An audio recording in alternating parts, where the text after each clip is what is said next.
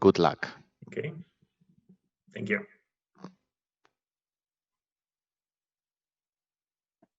Hello. As I mentioned, we will be talking today about machine learning. My name is Dmitry Soshnikov, and I work as cloud developer advocate. It means that my role is communicating with developers and making sure that Microsoft products are usable and they're really good and they can solve your problems. So if you have some problems with the developer products of Microsoft, you know whom to contact. I have my contact information here on the slide, so you can write to me if you don't like something in Visual Studio or in any other developer tools. Please don't write me if you don't like Microsoft Office, because that's not something I can help you with. I will be talking today about machine learning, and machine learning is becoming an extremely important area, because as we can see now, many of the problems are solved not by algorithms but by data, by learning from data. Such problems as learning how to find objects on images, learning to convert speech to text, and things like that. Even draw artificial paintings. Many interesting things can be done using machine learning.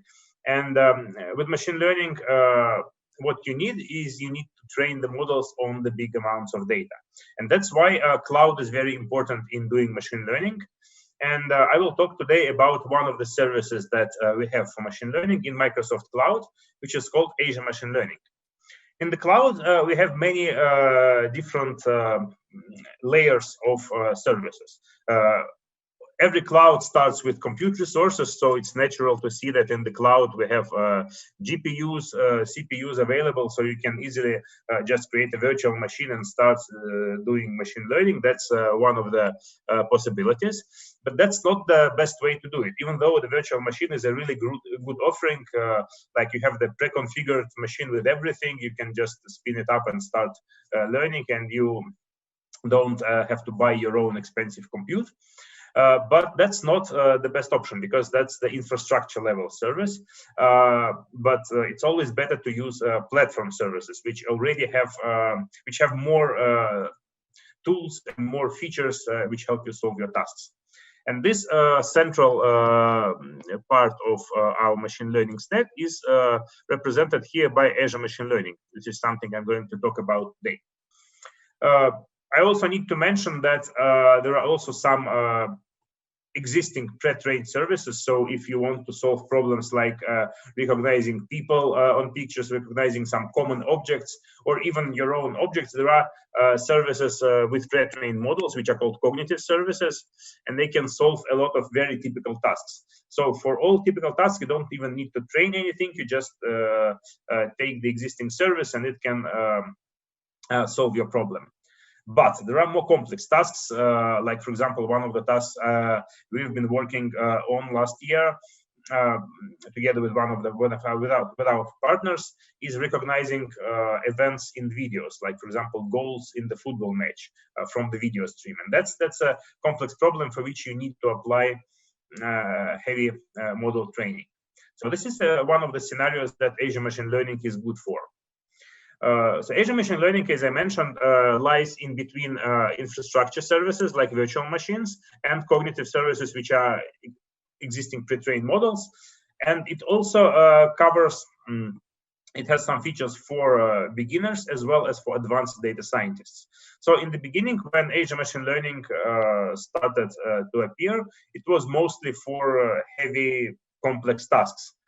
And that's why it's more geared towards professional data scientists who develop their models in Python using Python scripts that call some libraries to perform training.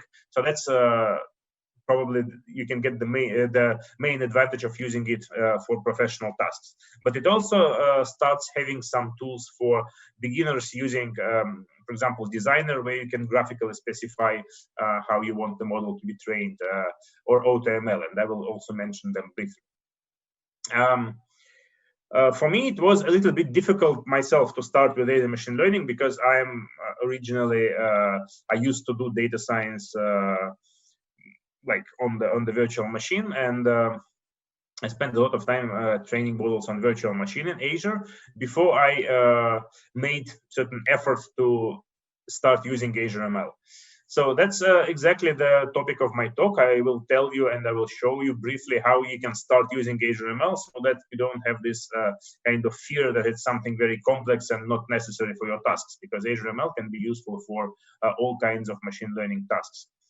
So if you want to try it yourself after my talk, I have the blog series about using Azure ML, and like part of the information I will cover today in my talk, and you can always see more using those links, and I will share them afterwards in Discord channel so that you can go indeed and read that. And also I have the GitHub repository with all code samples, so you can also try it there. It has some instructions what to do, and hopefully that will help you to get started if you want to do it yourself. So the best way to start with Azure ML is in fact to use the combination of Visual Studio Code and Azure Portal, because the professional, like if you want to develop really huge enterprise scale models, probably you want something like MLOps and DevOps. You want to automate everything so that you do all the tasks from scripts or from the command line, and you can definitely do that, but that's not the best way to learn, because you would have you would need to like know a lot of command line parameters, and you would need to look for documentation in a lot of places, and that's not the very easy way to do it. So it's always better to start visually, like doing it manually, and then once you get familiar with main concepts, you can switch to automating everything. That's my opinion on that. So the first concept that we need to know about Azure ML is the Azure ML Workspace. Azure ML Workspace is the single place where everything is contained. Like when you do machine learning, you have data sets, and then you develop the scripts, you run the experiments, you try to train the model many times on the data set, and then you have a lot of different models. As a result, you select the best one or a few best models, then you want to deploy them in production, and that's how it works. So in Azure ML Workspace, you have everything. You have dedicated storage where you can store the data sets, and by dedicated storage I mean that you don't need to specify like where the data is located. It's very easy. You just say take this data from the storage. It has data sets which is storage plus some metadata. You have the compute resources attached to this workspace as well, so you don't need to think like where I will train the model. You have the cluster, and the cluster will automatically scale. You have the notebooks for running Python code. You keep the results of experiments also in this workspace. You keep models there and deployment. So everything is in one place. And like to begin with, I will show you some demonstrations today, which are, to be honest, not live but pre-recorded, because sometimes I skip waiting time, because sometimes for ML tasks you need to wait a little bit. So the first thing we will do, we will create the Azure Machine Learning Workspace, and this can be done as I show here on the slide from the command line. You can create the workspace using this set of commands from Azure CLI, command line interface. And then you can, once you create the workspace, you can create a cluster which we will use later for training. You also have the link here for documentation, which you can click when you will have this those slides. And let's have a look. So this is the Azure portal. And to create the Azure ML Workspace, we just say, I want to do machine learning, and I want to create this machine learning resource. I select some name for our resource, then resource group. Resource group is something which uses to group several cloud resources together so that they are easier to manage. So it's just a good idea to create a new resource group for this task. Then there are two pricing models, basic and enterprise. They are very similar, so it doesn't really matter which one we want to use. Let's start with basic. And that's it. It will take a little bit of time. And once you create it, you have this page, and the first thing you need to do, you need to launch the separate Azure Machine Learning portal, because cloud changes actually very rapidly, and some things you can do from the traditional portal, some things you can do from this machine learning portal. So machine learning portal is the best place to do all the tasks because you have everything here.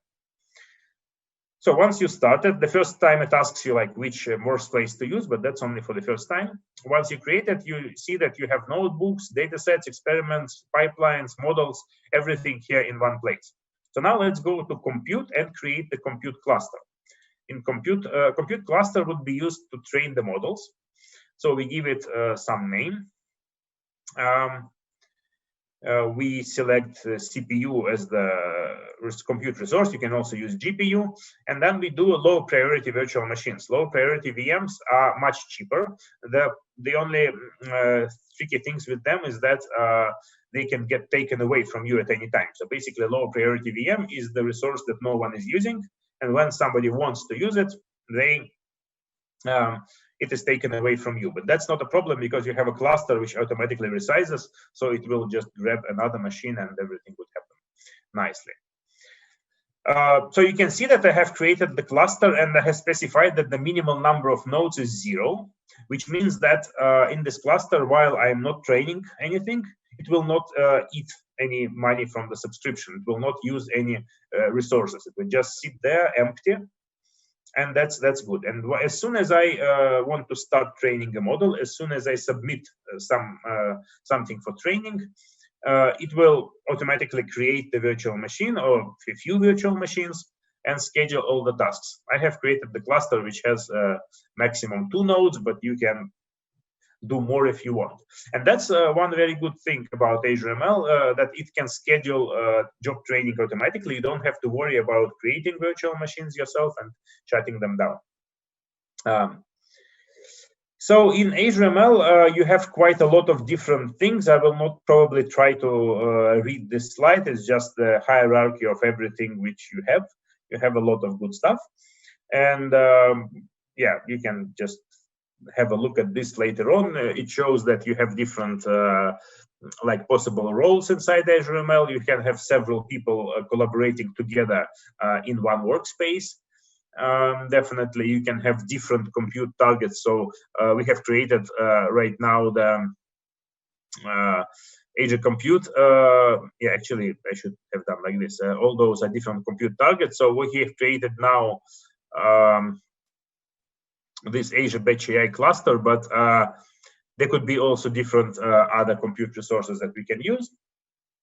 And in addition to like everything I mentioned, we have the deployment, so we can also deploy everything and so on. Okay, let me show you how to use that. So if you want to start using this Azure ML, the first thing, the thing that you do most often in machine learning is you want to submit experiments. You want to train the model. So normally, if you are a data scientist, you write a Python script, and in this Python script, you train your model. What Azure ML can help you, how Azure ML can be helpful in this. When you train your model, you need to train the model many times. You do some modification to the script, you change some parameters, and then you run the training again, you obtain some result, and you need to keep track of all those results. So normally what you would do, you would manually record all the results, and you would manually collect all the models, and then you would select the best one. And this is not a very, well, it's an easy task, but it's not a pleasant task. It's very, like, very simple and boring. So what Azure ML can do for you, it can automatically keep track of all your experiments. So when you run an experiment, you can add a few lines of code. So just those 3 lines of Python code would record the achieved results. Like in this case, we record accuracy, and it will store this result together with the experiment run. So when you submit an experiment, it will keep track automatically of the achieved metrics, and it can also keep track of the models. So if you train the model and you just store it somewhere, it will keep this model inside the workspace. So what you can do, you can just automatically submit a lot of experiments with different parameters, and they will train on the cluster, store all results, and you can then just compare them and select the best one. So, so Azure ML does for you, it queues the runs, it schedules them to run on cluster, spawns many runs with different parameters, so many things it can do for you. Let's see how can you actually do that. So the easiest way to submit a run would be from Visual Studio Code. So I'll show you an example of training the simplest like machine learning model, which is a kind of toy problem which all machine learning people use as an example, which is handwritten digit recognition. There is a data set called MNIST, and this data set is available on the internet, so you can easily download the data from OpenML collection with just a few lines of Python code, and it contains something like 60,000 handwritten digits, and then you can train the model to recognize them. That's a very easy task. You can use any kind of machine learning method to do that, and probably you will perform quite nicely. So in my example, I have the script here, which using scikit-learn linear regression. So it's the simplest possible method. It's a normal Python script. I can run it locally in VS Code. So if I do that, you see the model runs, it prints training a logistic regression model, and then gives the accuracy 89%, which is not too good, but not too bad as well. And now I want to submit it into Azure ML, and I have those few lines to log the accuracy. So I just select submit the experiment, select on the top, I select my subscription, the cluster which I have created. Then I select the environment. So I want to specify that I use scikit-learn so that all libraries gets installed automatically to the cluster. Then I can also connect to data sets, but I don't need that because I take the data directly from internet in my example. And it generates the JSON file which describes the experiment, all the dependencies and everything. So this JSON file I can directly submit as an experiment. And you can see Visual Studio Code takes care of everything. Of course, to use that, you need to install the extension for Azure Machine Learning. So once I submit, it takes just a few moments to submit the experiment. I can then view the experiment on the portal. I can switch to this experiments tab, and here is my experiment. You see that at the moment, when I just started, it has the status queued. So right now, I will need to wait a little bit for the cluster to come online because you remember we specified 0 nodes. So now it is creating the node. And once the node is created, script starts to be packaged and distributed on those nodes. And you can see all the logs here in the outputs and logs. So if the script returns you some kind of error, you would see this error here. In my case, it does not return an error because I have prepared and I have debugged it beforehand. But normally, it could happen that you forgot to specify a dependency, and it would just give the error here in the log file. So it's easy to figure out what goes on. So now we see that the same script just prints also the accuracy obtained. It has run in the cluster, and it recorded the accuracy, so we can view the results of the experiments here using the graph. If we have several runs, this graph will show all the results for several runs, and that's very convenient. We have all the experiment results stored here. I did not mention that Visual Studio Code, in case you didn't know, first of all, it's the most popular text editor for developers. And it has a lot of extensions that you can add to it. So unlike Big Visual Studio typically comes with everything included, and you have a lot of features which you can use. Visual Studio Code comes empty, but you can install whatever you need. So for Azure, for example, you can install extension for Azure ML. You can install extension for websites. You can install extensions for Azure Functions. For all possible cloud features that you have, you can install an extension which will make your life easier. Like in our case, we can just submit the experiment using a few clicks. Okay, so that's already very useful. If I knew that, I would have switched to Azure ML much earlier because you don't have to remember all the results. Of course, there is a little bit of inconvenience because debugging script on the local machine is a little bit easier than debugging it on cluster, because on local machine, you immediately see all the error messages.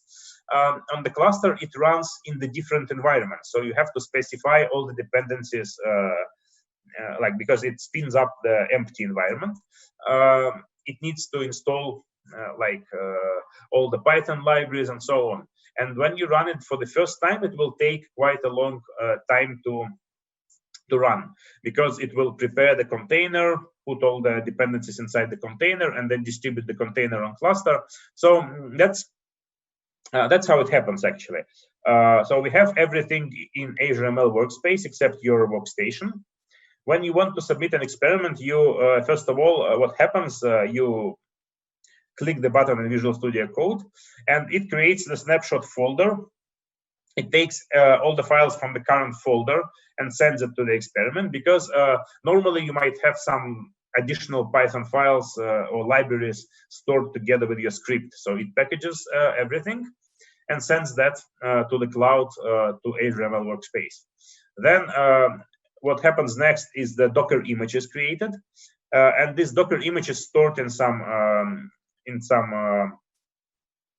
container registry, and then it is being deployed on the cluster. And what also happens, you need also data, right? In our case, the data was downloaded from internet, and that's definitely not a good idea, because if you want to repeat this experiment 10 times, it would download the data 10 times. That's not good. So what typically happens is you would prefer to store the data inside the workspace. And if you store the data inside the workspace, it just mounts the data store to the compute. So nothing is copied. We just mount the data store to the compute target as a directory. So you see, it separates computing resources from storage resources. And that's great, because you can use the same cluster to train different models on different data with different scripts. So compute is expensive, because like normally you would want to use a GPU compute, and you can do data preparation tasks separately, regardless of the expensive compute. So what happens next? The script is launched. It streams logs, so you can actually get the logs from the live logs from the script into Visual Studio Code with a little bit of magic. I never do that myself, because I can go to the portal and have a look there. But theoretically, it's possible to stream the logs and metrics in real time. Sorry. And then once the script finishes, it copies the outputs. So if you store something in the outputs directory of the script, like you would probably want to store your final model, it copies this output to the experiment, and this data stays there forever. So you can always track the results of all your experiments, and that's also very good. You don't need to manually like copy and remember which script produced which results. It's this binary file just attached to your experiment, and you can see this is accuracy, and this is my binary file which achieved this accuracy. Yeah, so this is again summarizes what happens: creating image, scaling the cluster, running the script, and copying the outputs directly to do post-processing. You can also train on local machine as well. However strange it may sound, you can use your local computer as the training resource, and sometimes you might want to do that. The advantage of doing so is that you still have the logging possibility, so you would still log the results of your experiments in the cloud, but you will use your local machine to do the training. So you can do training with your local compute, but it is somehow like it has limited features. Then you can also use your own data science virtual machine. So if you create a virtual machine in the cloud, you can specify it as a compute target. You can use, in our case, we use this Azure ML compute cluster. You can also use things like Databricks and yeah, Databricks is the Spark, that platform version of Apache Spark, which runs in the cloud. So you can use it to train some models as well. So that was the easiest way to start using Azure ML. At some point, you would want more. So normally, what you would want to do is to be able to run many experiments automatically. There is a thing called hyperparameter optimizations, which I will mention next. But to run the same experiment many times, you need to create a data set inside your Azure ML Workspace. So how can we do that? I will show you how can we do that, and we can also, to do that, I will also show you how you can run Jupyter notebooks inside the workspace. You probably know that most of the data scientists, they do their work in Jupyter notebooks, which is browser-based tool where you can write Python code, and you can write some markdown to describe what goes on, and that's a very convenient way to interact with Python and with machine learning libraries. So normally, how do you run notebooks? Let me show you the example. You go to this notebooks section, and let us create a new notebook. So we create a new file, which I will just call demo. I will select the Python notebook as the type. And what I want to do, I want to download the MNIST dataset from the cloud and store it locally in this workspace. So first of all, I need to create a separate compute for notebooks. Unfortunately, for some reason, I don't know exactly why, but we cannot use the cluster, the training cluster, to run notebooks. We need to create a separate compute for notebooks. I think the reason for that is normally you would have very limited functionality virtual machine for notebooks and very powerful GPU machines on the cluster. Normally you would separate those two. So what I do here, I use the same code as in the script to fetch the data, then select some subset of this data set and store it as the as the binary serialized file in the cloud. So I store it right now. I store it just in the local directory for the notebook. Then to store it as the data in the workspace, I start interacting with the workspace programmatically. So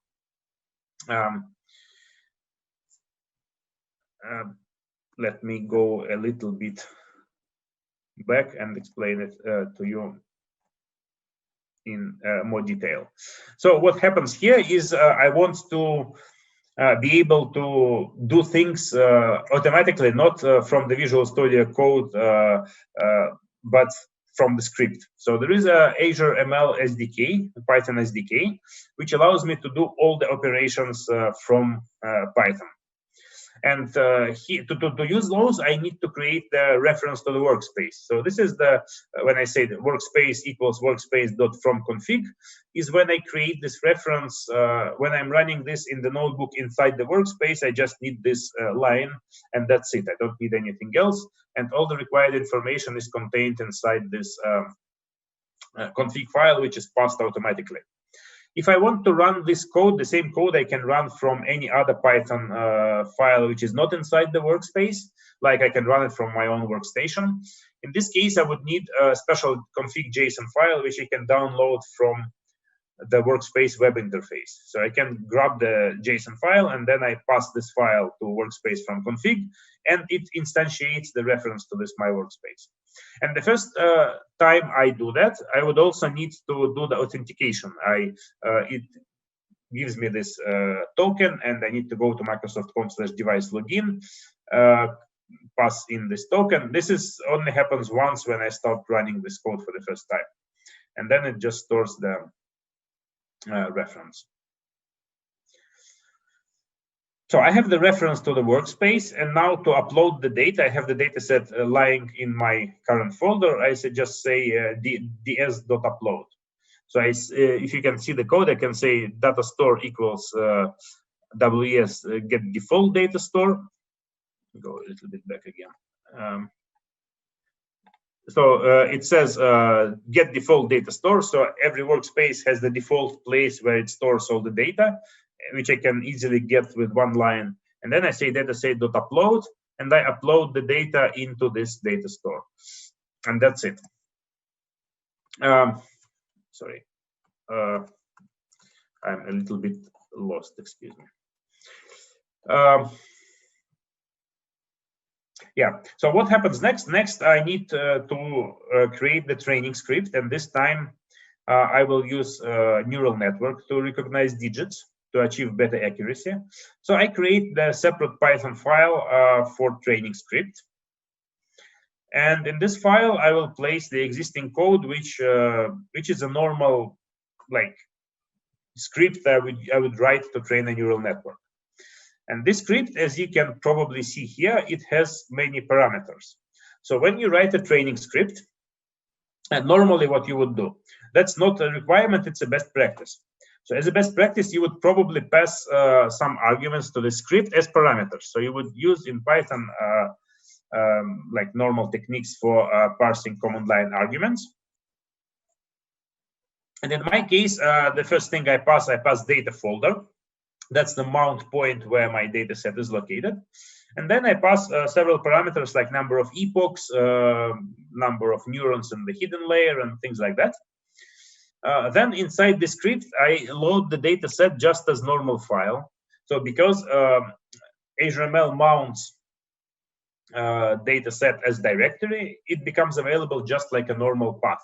So I can open it normally as a file. So I can take any training script which I run on my local machine.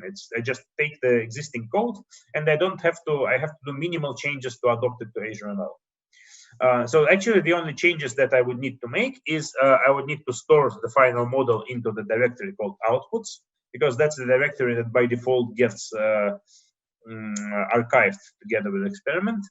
And I need to log the results. So this is also very easy. I just say run.getContext, and I use run.log to log test accuracy and all the required metrics. So that's it. And once I have the script, I can submit the script programmatically from Python SDK. Instead of doing it from Visual Studio Code, I just say, here is a reference to my cluster. I specify the name, and it creates the reference to the cluster. Then I say, here is my experiment, and I pass the parameter, the data store path. So I need to say data folder would equal to this data store. And then I create the estimator. Estimator is the object which encapsulates my script. I specify the script name. I specify the compute target where I want to run this script. And I specify also the packages that I need. So in this case, because this script requires keras and TensorFlow, I specify that I need to install pip packages, keras and TensorFlow. And when Azure ML creates the container, it will install those packages as well. And then there is just one line. I say experiment.submit, and it is submitted to Azure ML. And I can then track this experiment again using the same techniques. You see, this is my new experiment. I can wait for it a little bit to run. Then it will take some time because container creation and so on. But once it's finished, you see, I can see the accuracy, 93% in this case. And I can go to outputs plus logs. And here in outputs, I see my model file. So binary model file, which was stored inside my script. And if I run it again with different parameters, I can just specify different parameters during submission, and it would run different experiments with different results. And this is how I can actually spawn many experiments to run in parallel on big cluster. So this is called, when I want to select best parameters for my model, this is called hyperparameter optimization. And if I can do it by hand, I can just write a for loop, which will submit thousands of experiments. But that's not the optimal thing, because if I do it manually, I kind of do it completely randomly. I can do it also in some more clever way. And this is the way how I sample parameters is called parameter sampling strategy. So I can specify automatically the parameter sampling strategy. I can say, okay, I have the following parameters, hidden size, batch size, epochs, and dropout, and I want to select them from this list of choices. I can also specify, instead of choices, I can specify the interval and the distribution, like I want to randomly choose from the numbers from 50 to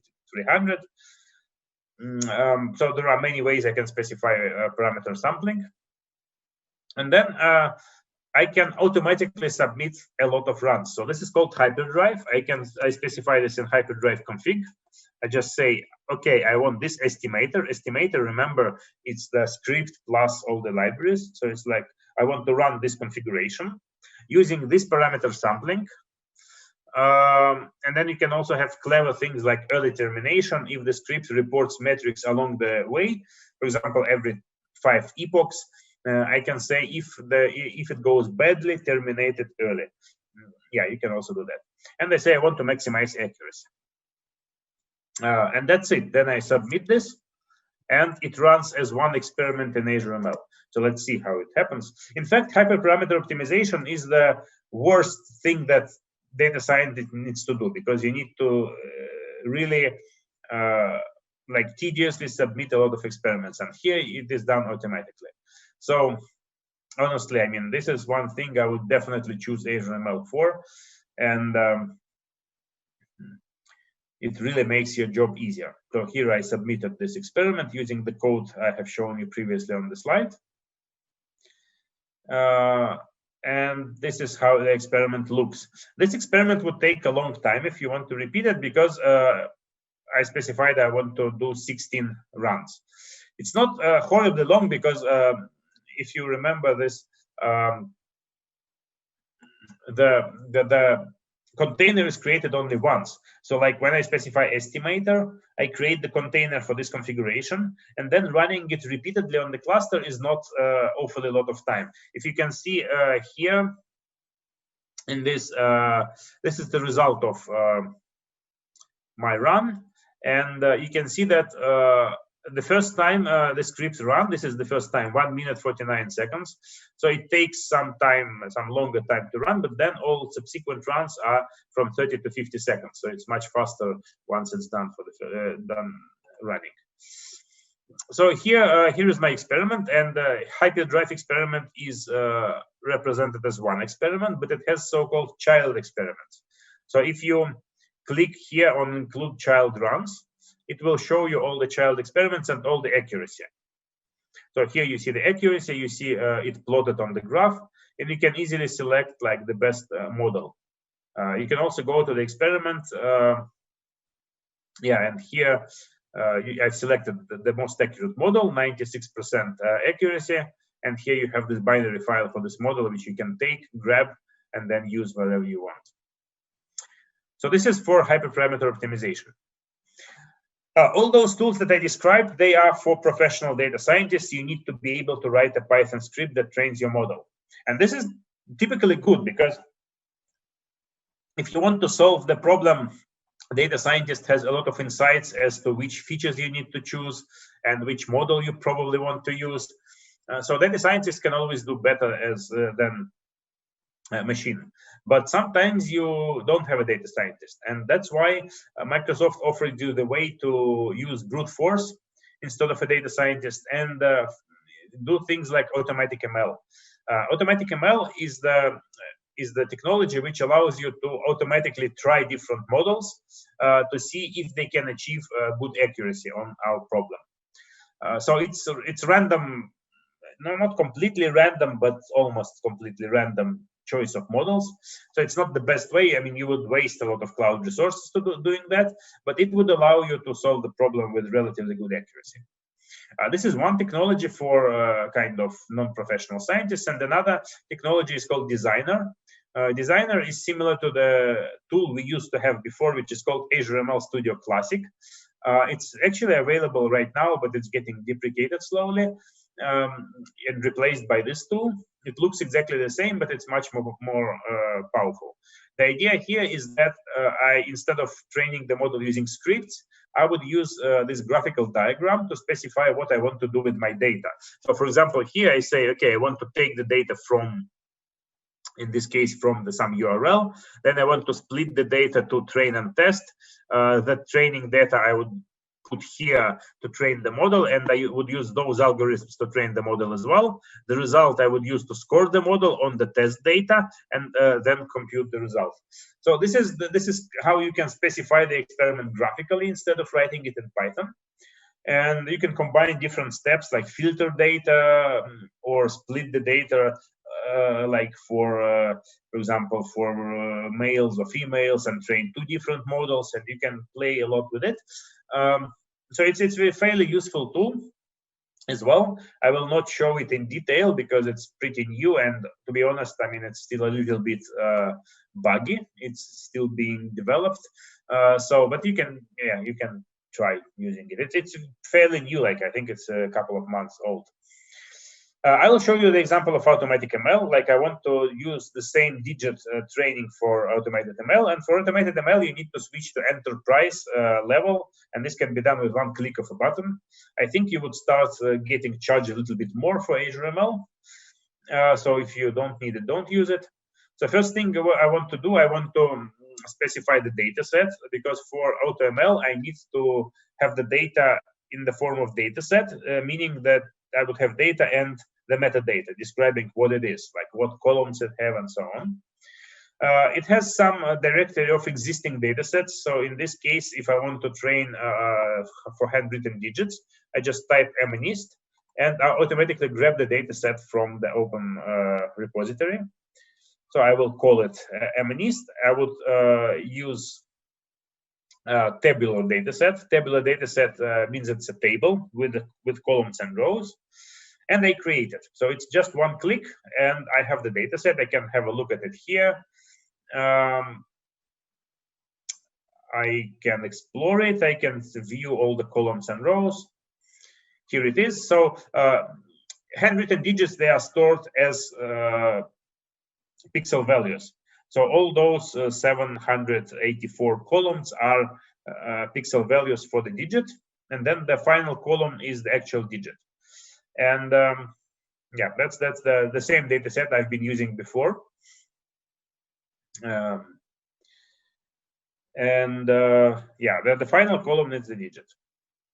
So now to submit AutoML experiment, I go to Automated ML. I say I want a new run. I want to use this data set. Then I click next. Then I give the name for the experiment, yeah, I create a new experiment. I specify the target column, what I want to predict, because I use classification task. So I need some column to predict. So the final column would be the one I want to predict. And I select the training cluster to run this experiment on. And then I basically say I want to use classification models. I can enable deep learning. Deep learning meaning that I will also try the neural networks instead of classical algorithms. Not instead, but in addition to classical algorithms.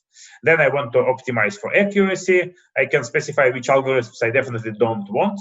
If I know like some specifics, like which algorithms are better for this task, I can limit the number of algorithms that it will try. And then it starts trying all of them one by one. So when it's finished, I can include child runs, and I will see the same kind of picture of a lot of algorithms which were tried.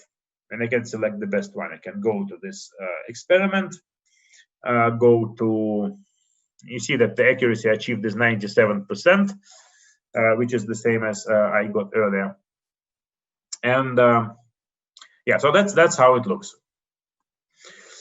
And then finally, I will not talk about that because I'm running short of time. You can definitely deploy the model as well, right from the interface. You need to write the scoring script, and then you can deploy it on the cluster. You can deploy it on the edge. You can deploy it in the cloud with a few clicks of a button through container technology. So I want to show you also another. I have two examples that I will describe. One of them is training generative adversarial networks to produce paintings. So you may not know, well, probably you know, because it's a well-known fact that AI can produce paintings like that. And I have the blog post on how to do that. You have the link here, and it describes how this whole machinery works. In short, this network contains two subnetworks. One of them is generator, which takes a random vector and produces the painting from the random vector. And another one is discriminator, which takes the real picture or a fake picture and tries to tell you which one is which. And by training those two networks together, discriminator learns to distinguish better, and generator learns to produce better and better artificial pictures. So that's how it works. To do that, I use the library which I also wrote, which is called keragan, GANs in keras. So I will not go into detail how it works, but generator is the deconvolutional network, which starts from vector and then increases the resolution up to a certain point. And then discriminator is a convolutional network where you have several convolution layers and then the classifier on top of that. So in Keras, it corresponds to those kind of model descriptions.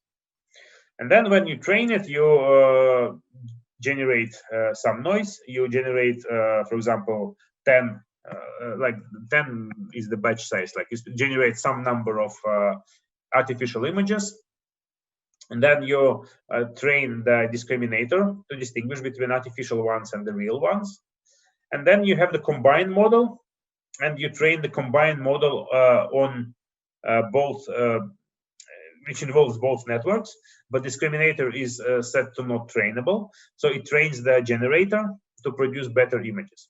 And then if you run it on Azure ML, you want to log the results. And here we don't have metrics. We don't have numbers as the metrics. We have the sample images. So you probably want to log sample images.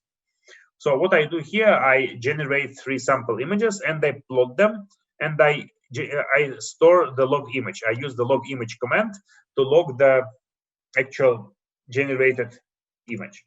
So how this looks, I submit the experiment in the way that I have described above. And then I have those different runs. Here is the run which took 11 hours. The longest run which I had is 11 hours. And here in the outputs, you can see all those generated images on each iteration. So because I do logging on each iteration, in the beginning, you can see that images are, they look like a random noise because the network is not trained. And when I start training it more and more, you see that it becomes better and better. Like it starts looking more and more like the actual image. And then I also store all the models together with the sample images. So on each iteration, I store, well, not each iteration, each 15 or 20 iterations, I'll store also the model in the outputs directory. So you can see that in the models here, I have all the, yeah, I know, I'm keeping track of the time. 1 minute is all I need. Yeah, so I store all the models. So after that, I can grab the model programmatically. Like after the run, I have all the files associated with that, which I can query programmatically. I can download the latest model. I can use it to generate as many images as I want on my machine or on any other machine, or I can deploy it in the cloud. So that's it. I do not have time to talk about one more interesting application, which is called Open Domain Question Answering, which I use to predict to give answers to the questions about COVID virus from the medical literature. I will talk about this example later today as part of Build conference. So yeah, I will probably skip it here, and you can ask me questions in Discord channel. So to conclude, Azure ML definitely enhances your machine learning experience. It allows you to do tasks much easier, and you should definitely try it out. You have the links here, and if you are interested to learn more, ask me questions in Discord. I will hang out there for some time to answer your questions. Thanks a lot.